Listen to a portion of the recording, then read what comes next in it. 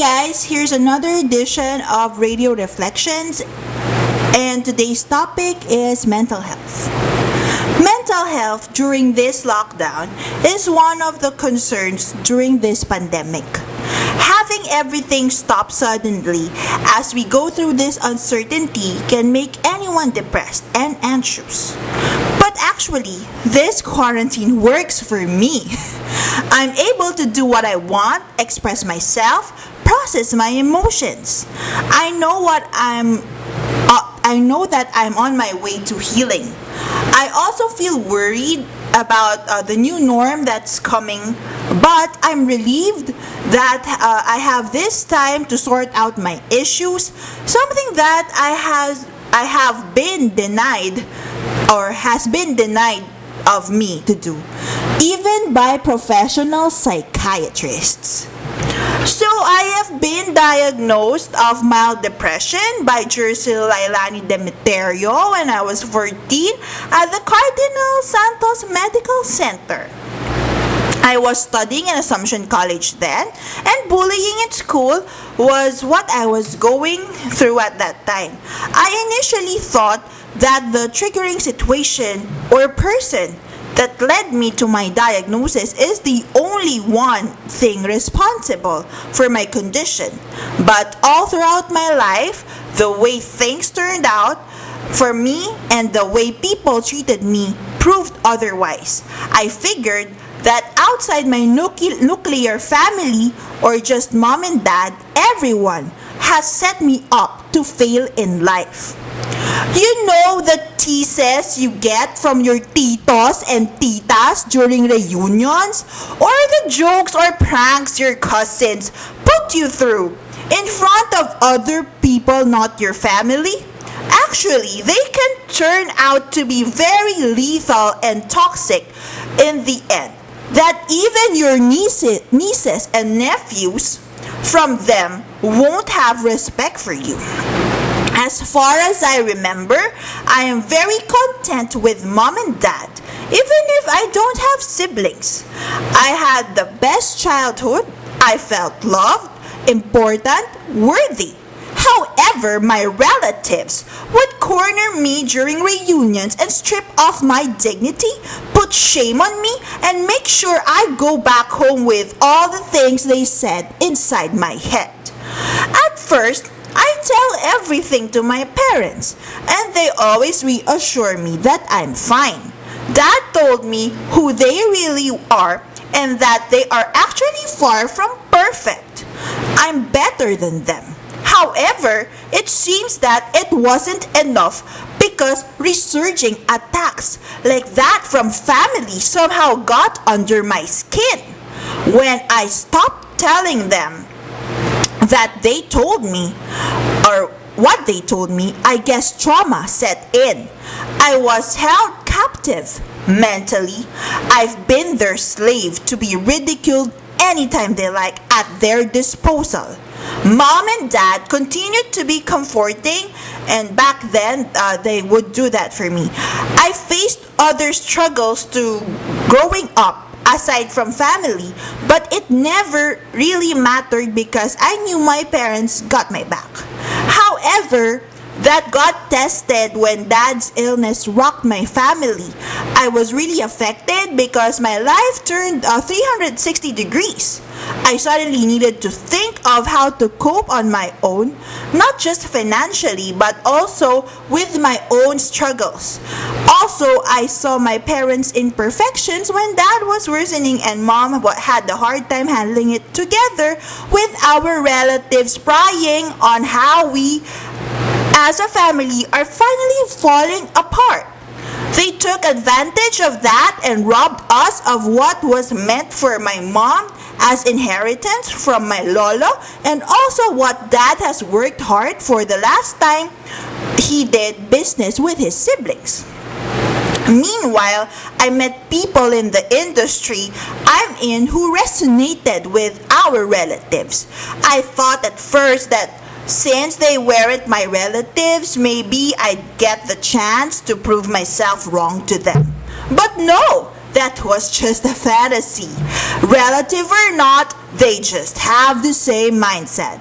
It was very surprising for me because I never expected or saw it coming. I mean, the reason I got mind trapped to the mental torture of my relatives is because I look up to them, or at least I respected them. But having experienced same torture from people who haven't reached their level of education made me realize that breeding is never dependent on one's social status. For the most part, I've been skinned alive far too many times, maybe for me to finally commit suicide. Both relatives and non-relatives would say that my parents didn't raise me well, that no man would ever love me, no one wants to have sex with me, I will never have a child, and if it be a curse for my child for me to be his or her mom, I'm not good as an entrepreneur, I get involved with my employees, I cheat on my clients, and also that I don't have the right over where I live, that I wasted my lola's money. They say I should get professional help, but they also say that no matter what I do, I will never get better. My former talents and partners would throw shade on me and our circle. My relative would file complaints against me at the barangay and also in RTC. With that dead, there's no stopping them to completely ruin what remains of mom and me.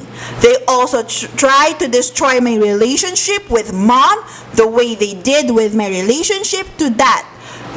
They use force and padrino to threaten us in our very own home.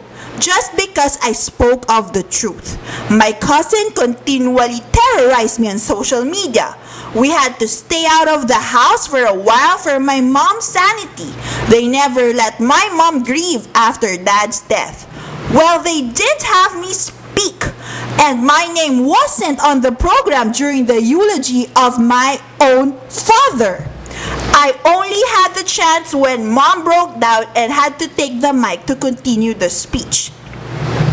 Also, people in the gym wouldn't stop adding up to all the other things I have been experiencing. They still continue to mock me, either about Miguel or Mark. Even when I got injured, Adrian wasn't mindful of the mocking. I get just because I could pay the amount of money I did for my recovery. Yet, he is also one of them as he connived with Laika so they can get more out of me. The bad thing was they make my condition worse so I'd be dependent on them. Adrian would even play medical commando as he defeats the purpose of my weight loss and coordination program. So before the lockdown, my musculoskeletal condition was at its worst. So when I got back the first week of lockdown, I spent to physically recover. The weeks after until now, I am treating myself out of my depression since professional psychiatrists denied me of their service just because my relatives have a subpoena for me in the barangay. I sought help first from Dr. Demeterio, then I was referred to Dr. Rosales of Medical City ER. Afterwards, I saw Dr. Santos, same thing. They all wanted me to follow the recommendation that I go to NCMH after being diagnosed by my longtime psychiatrist, Dr. Demeterio, over the phone that I have adjustment disorder. My cousin was even convincing my mom to have me admitted there.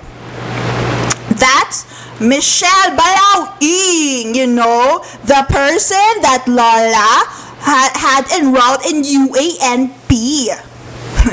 So I was about to schedule with St. Luke's BGC, but my schedule didn't permit me, and also I lost interest. I just thought it won't be worth it to lie about these all to another psychiatrist. Now more than ever though, I feel light, I feel whole. I know the danger is still out there, especially with my relatives, but I am no longer afraid. So if you ask me how I feel about this pandemic, I feel good. Because under normal circumstances, that's when my personal pandemic strikes. That's when my relatives chase us. That's when my PT abuses me financially. That's when people take advantage of my business. That's when I get betrayed and heartbroken. So thank you for the break, COVID-19. I know the world will never be the same again after your impact. Got no issue with me. I gladly take whatever you imply moving forward. My own world has been shaken too many times before you came along. I never had control over anything. I just danced through it all, but I never gave up the fight until this lockdown. Glad I hang in here and not hang myself. So I guess those who are suffering mentally now are the people who under normal circumstances would control lives of other people. That is, my relatives, my enemies, and Slimmer's world. Go on, virus, put the corona on them because they truly deserve it. Thank you guys again for tuning in. I hope I gave you something to think about. Until next time.